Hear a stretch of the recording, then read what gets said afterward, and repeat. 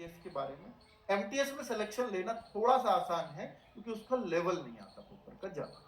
अगर आप बिगिनर हैं, तैयारी आपकी शुरुआती दौर में है, तो आप एमटीएस को सिलेक्ट कर सकते हैं। और वहां मैथ रीजनिंग, हालांकि सबसे जल्दी बच्चों के मैथ रीजनिंग ही तैयार होते हैं, मैथ रीजनिंग का वहां बहुत ज्यादा अर्थ है नहीं एमटीएस में। अब मैं सीपीओ की बात कर लेता हूं।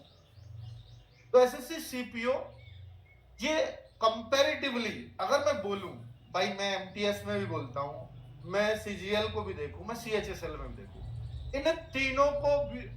इन तीनों के साथ अगर इसको शामिल कर लूं, बहुत फेमस एग्जाम है। सबसे आसान अगर किसी में इन चारों में सिलेक्शन है तो सीपीओ में। इसका कारण क्योंकि फॉर्म 5-6 लाख ही आते हैं बस, उनमें फॉर्म एमटीएस में तो 40 लाख फॉर्म होते हैं। सीजीएल में इस बार 36 लाख फॉर्म थे और सीएचएसएल में भी 25-30 लाख फॉर्म होते हैं, इसमें मात्र 6-7 लाख फॉर्म। कारण ये फिजिकल है, फिजिकल को हर बच्चा पास नहीं कर पाता, तो जो फालतू की भीड़ है वो हट जाती है। ठीक है, तो इसका एक तो कंपटीशन ये है कि इसमें फिजिकल है तो बहुत सारे बच्चे हट जाते हैं।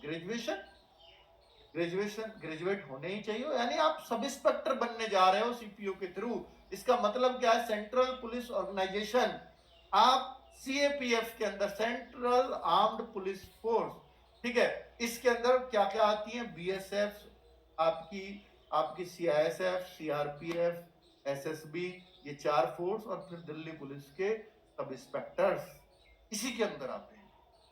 तो ये सब इंस्पेक्टर्स की जॉब है बेसिकली, और सब इंस्पेक्टर की जॉब होती है लेवल 6 में। और जब हम लेवल 6 की बात करते हैं तो सैलरी भी 70,000 के आसपास मान करके चलते हैं, सेंट्रल गवर्नमेंट की जॉब।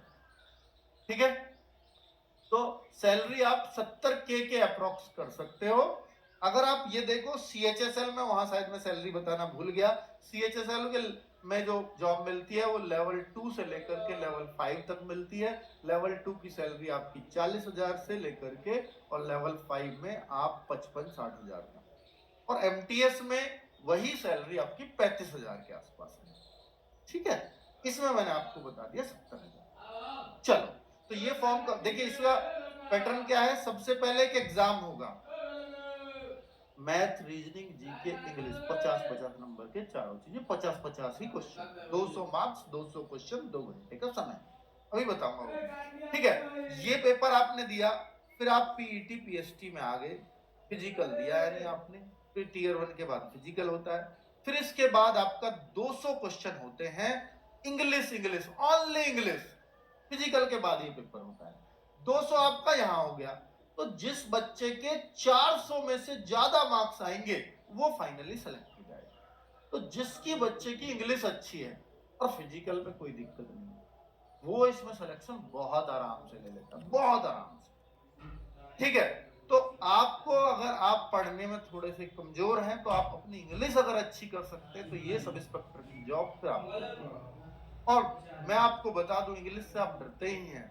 आपका अगर मैथ और इंग्लिश दो एक बच्चे को दे दी जाए और दोनों से वो बिल्कुल अनजान हो, तो वो पहले आधे समय में, मैथ के आधे समय में वो इंग्लिश तैयार कर सकता है। इंग्लिश इतनी जल्दी परफेक्शन आ जाता है, मैथ्स में बहुत प्रैक्टिस लगती है।